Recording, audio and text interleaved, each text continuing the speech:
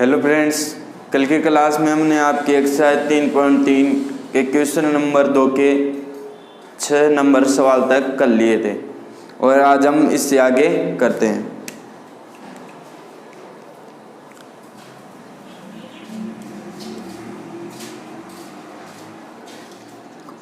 Number 2,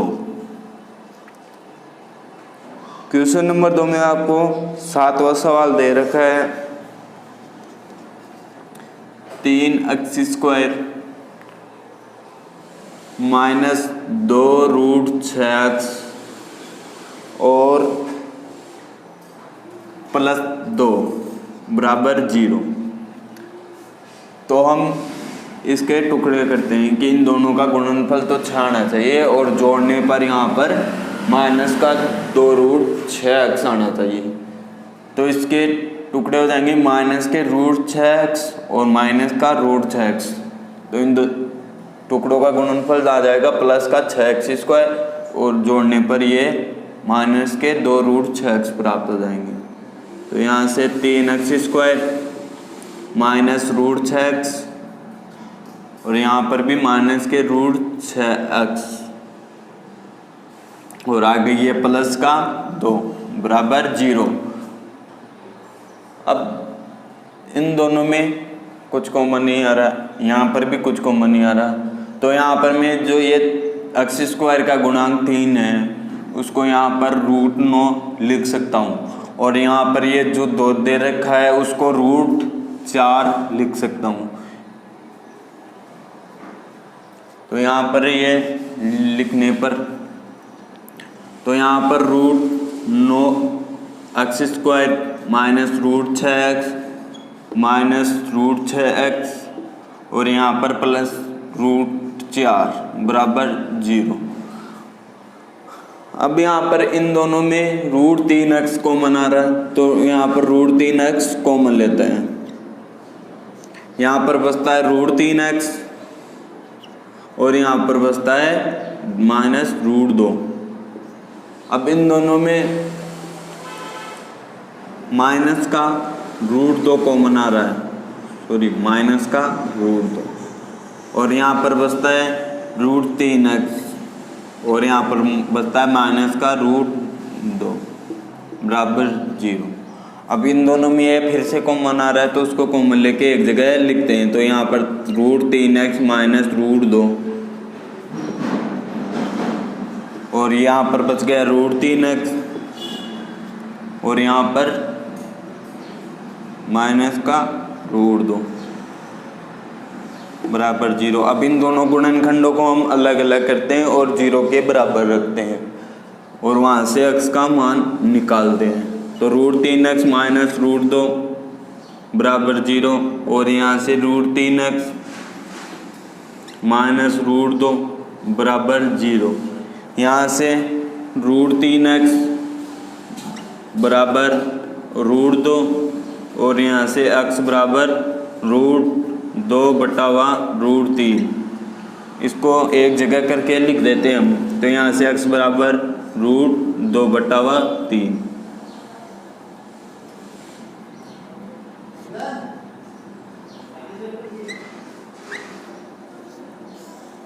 और यहाँ से x का मान निकालते हैं तो √3x बराबर 2 और यहाँ से x बराबर √2/√3 और इसको एक जगह करके लिखते हैं तो x बराबर √2/3।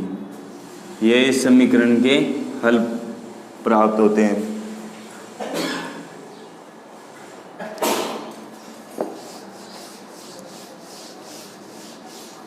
अब क्वेश्चन नंबर 8 करते हैं और क्वेश्चन नंबर 8 में आपको दे रखा है x² प्लस 8x प्लस 7 और इसके बराबर में दे रखा है 0। ये क्वेश्चन अपन को हल करना है तो इनके टुकड़े करते हैं। तो यहाँ से x² plus x plus 7x और यहाँ पर ये 7 बराबर 0। तो इन दोनों में यहाँ पर x कॉमन आ रहा है, तो x कॉमन लेने पर यहाँ पर बचता है x और यहाँ पर बचता है 1, और यहाँ पर कॉमन आ रहा है प्लस का 7, तो यहाँ पर बचता है x प्लस 1 बराबर 0।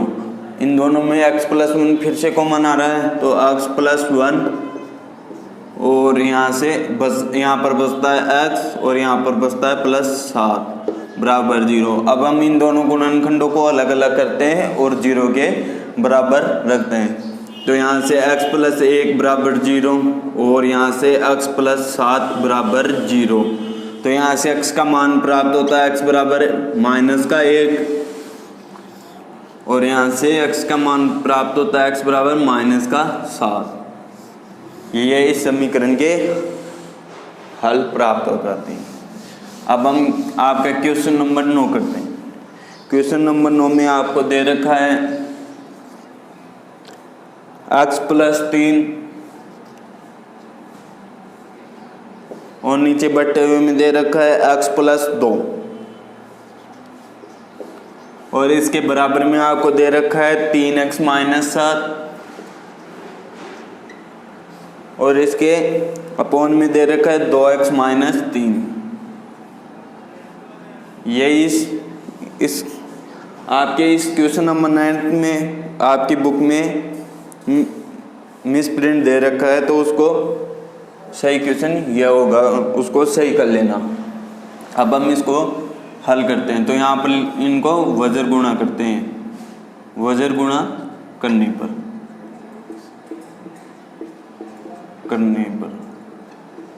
वज्र गुणा का मतलब मैंने बताया था कि इस वाले पद को इस वाले पद से गुणा और इस वाले पद को इस वाले पद से गुणा। तो यहाँ पर x प्लस 3 गुणा 2x माइनस 3 और इसके बराबर में हो जाएगा x प्लस 2 और गुणा 3x माइनस 7। अब हम इसको आगे हल करते हैं। तो आगे हल करते हैं, तो चलो करते हैं आगे। तो यहाँ पर x को 2x से गुणा किया तो 2x स्क्वायर, x को माइनस 3 से गुणा किया तो माइनस का 3x, 3 को 2x से गुणा किया तो प्लस के 6x और 3 को माइनस 3 से गुणा किया तो माइनस के 9। यहाँ पर x को गुणा किया 3x से तो यहाँ पर 3x स्क्वायर और x को गुणा किया माइनस 7 से तो माइनस के 7x और 2 को गुणा किया 3 से तो यहाँ पर प्लस के 6x और 2 को गुणा किया माइनस 7 से तो माइनस के 14। अब हम इसको आगे हल करते हैं। तो आगे हल करते हैं तो यहाँ पर हो जाता है 2x स्क्वायर, यहाँ पर माइनस का 3x और यहाँ पर प्लस का 6x, तो यहाँ पर बच जाता है प्लस का 3x और यहाँ पर माइनस का 9 और यहाँ पर हो जाता है ये 3x स्क्वायर माइनस के यहाँ पर माइनस का 7x और प्लस का 6x, तो माइनस का x और यहाँ पर माइनस के 14। अब हम इन पदों को उठाकर उस तरफ ले जाते हैं। तो यहाँ पर 3x स्क्वायर, ये 2 प्लस का है तो उधर जाके हो जाएगा माइनस का 2x स्क्वायर। अब ये माइनस का उधर है वो ऐसा कैसा रहेगा, ये प्लस का 3x उधर जाके माइनस का 3x हो जाएगा और ये माइनस 14 और यहाँ पर ये माइनस का 9 है वो उधर जाके प्लस का हो जाएगा और इसके बराबर में 0 बच जाएगा। तो यहाँ पर x स्क्वायर बच जाएगा, यहाँ पर ये माइनस का 4x हो जाएगा और यहाँ पर माइनस के 14 और प्लस के 9, तो यहाँ पर बच जाएगा प्लस के 5 माइनस के 5 और बराबर 0। यह आपका हमें द्विघात समीकरण प्राप्त हो जाता है। और तो अब हम इसका हल निकालते हैं इसके। तो यहाँ से x स्क्वायर माइनस प्लस का x माइनस 5x और यहाँ पर माइनस का 5 बराबर 0। अब इन दोनों में x कॉमन आ रहा है तो उसको कॉमन लेते हैं। तो यहाँ पर x कॉमन लेते हैं तो यहाँ पर बचता है x और यहाँ पर बचता है 1। अब इन दोनों में माइनस का 5 कॉमन लेते हैं, तो यहाँ पर -5 कॉमन लेते हैं, तो यहाँ पर बचता है x और यहाँ पर बचता है प्लस का 1।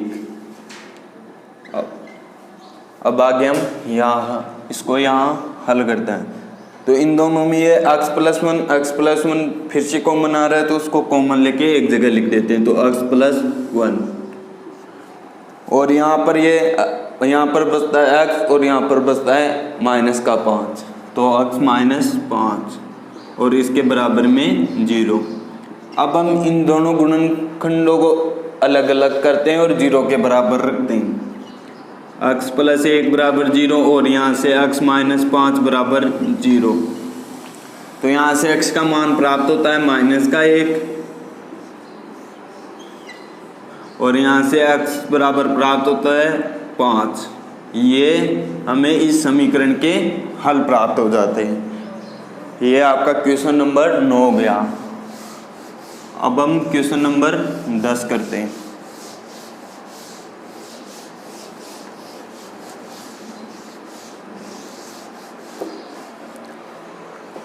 क्वेश्चन नंबर 10 में आपको दे रखा है 4x² -4a² और प्लस a⁴ b⁴ बराबर 0।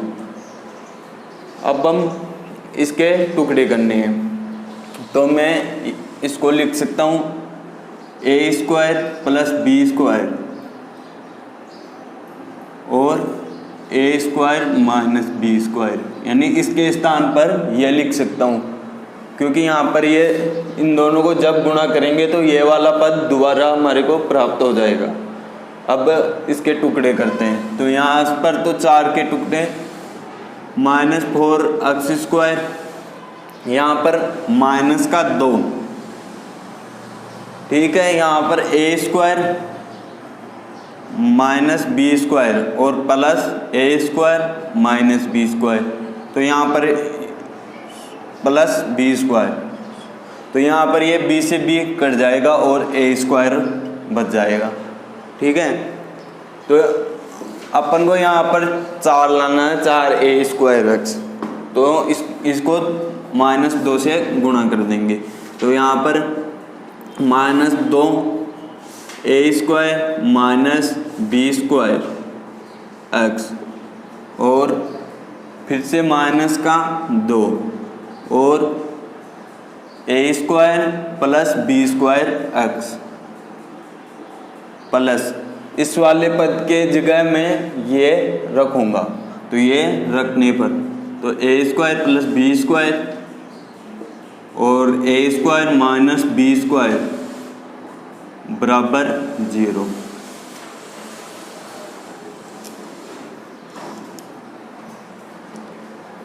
अब इन दोनों में 2x कॉमन आ रहा है, तो उसको 2x को कॉमन लेते हैं, तो यहाँ पर बचता है 2x और यहाँ पर बचता है -a² - b², ठीक है। और इन दोनों में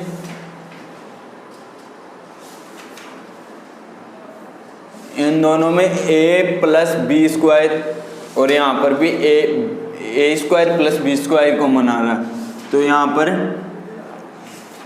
माइनस का a² + b² कॉमन लेते हैं, तो यहाँ पर बचता है -2x, सॉरी ये यहाँ पर प्लस का हो जाएगा क्योंकि ये इसके बाद माइनस का चिन्ह है। अब यहाँ पर तो बच गया 2x और यहाँ पर बच गया -a² - b² बराबर 0।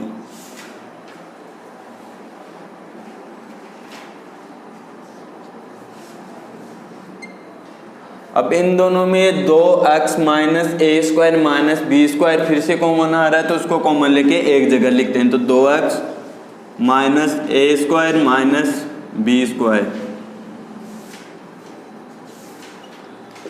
और यहाँ पर बच जाता है 2x - a² + b² बराबर 0। अब हम इन दोनों गुणनखंडों को अलग अलग करते हैं और 0 के बराबर रखते हैं और x का मान निकालते हैं। तो 2x minus a² minus b² बराबर 0 और यहाँ से 2x minus a² plus b² बराबर 0। तो यहाँ से 2x बराबर ये उधर जाके प्लस का हो जाएगा, तो a² माइनस b² और ये 2 इसके गुणा में है तो यहाँ पर नीचे भाग में चला जाएगा। तो x बराबर a² माइनस b² बाई 2। यहाँ से तो x का मान ये प्राप्त होता है और यहाँ से x का मान निकालते हैं तो 2x बराबर a² प्लस b²। ठीक है, और यहाँ पर x के ये 2 गुणा में तो उधर जाके भाग में चला जाएगा। तो a² plus b² by 2।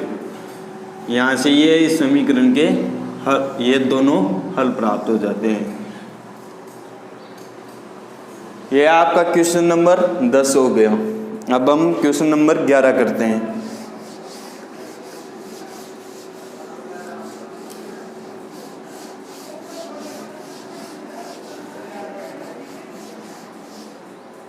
Question number 11 में आपको दे रखा है a b x square plus b² minus AC गुणा x और माइनस का BC बराबर 0। तो इन दोनों पदों का गुणनफल करते हैं तो गुणनफल b² AC प्राप्त होता है और जोड़ने पर ये प्राप्त होना चाहिए। तो इसके टुकड़े b² x और माइनस का AC x हो जाएंगे क्योंकि इन दोनों का गुणनफल ये हो जाएगा और इन दोनों को जोड़ने पर ये वाला प्राप्त हो जाएगा। तो AB² plus b² minus AC x minus BC बराबर 0। अब इन दोनों में bx को मना रहा है तो यहाँ पर bx को कॉमन लेते हैं। तो यहाँ पर बचता है ax प्लस b और इन दोनों में माइनस का c को मना रहा है तो माइनस का c कॉमन लेते हैं। तो यहाँ पर बचता है ax और यहाँ पर बचता है प्लस का b बराबर 0। अब इन दोनों में ax प्लस b और ax प्लस b दोनों में है तो उसको कॉमन लेके एक जगह लिख देते हैं। तो ax प्लस b और यहाँ पर बचता है bx और यहाँ पर बचता है माइनस का c बराबर 0। अब ये इस समीकरण के में गुणनखंड प्राप्त हो जाते हैं।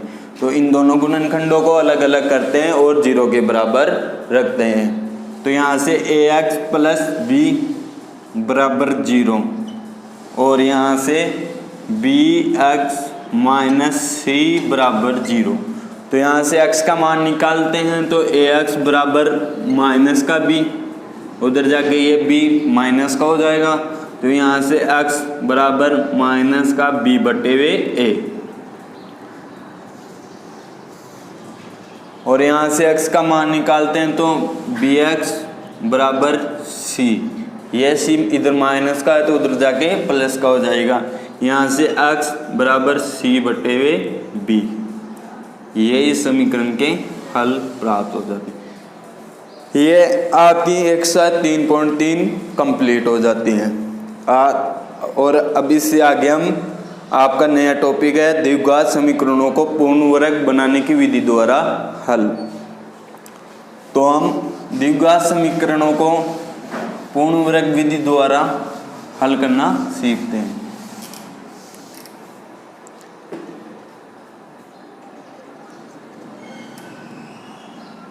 द्विघात समीकरणों का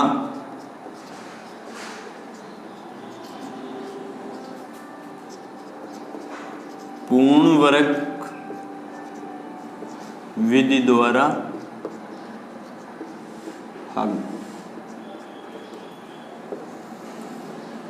द्विघात समीकरण को पूर्ण वर्ग विधि द्वारा हल करना सीखने से पहले मैं आपको यहाँ पर कुछ नियम लिखाता हूँ इस विधि के, जिसमें इसका पहला नियम है कि जो अक्ष स्क्वायर का गुणांक होता है, यानी अक्ष स्क्वायर का गुणांक चाहे कुछ भी हो उसको हटाना होता है। तो इसका पहला नियम है कि अक्ष स्क्वायर के गुणांक को हटाते हैं।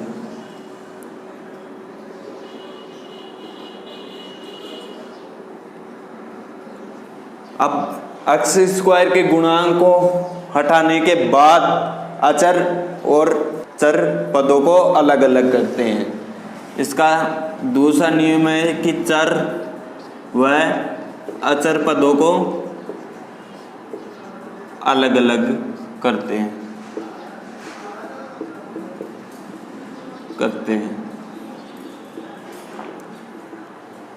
अब इसका तीसरा नियम है कि अपन ने चर व अचर पदों को अलग अलग कर लिया। अब इसके बाद जो अक्ष का गुणांक होता है उसका आधा करते हैं और आधा करने के बाद उसका वर्ग करते हैं और समीकरण के दोनों पक्षों में जोड़ देते हैं। तो यहाँ पर इसका तीसरा नियम है कि अक्ष के गुणांक का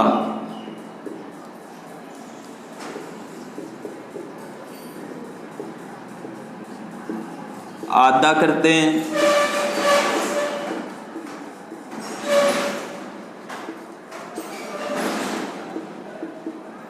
और उसका वर्ग करके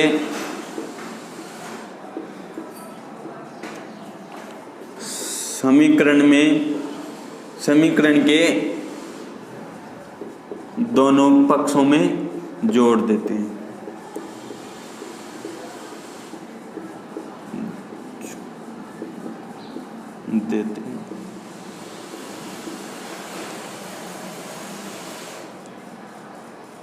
और ये जोड़ने के बाद समीकरण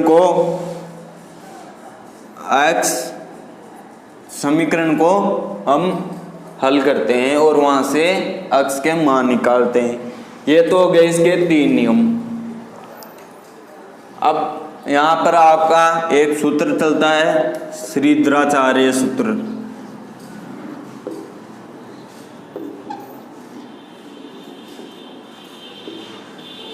और श्रीधराचार्य सूत्र होता है अक्ष बराबर -b plus minus root b square minus 4ac upon 2a।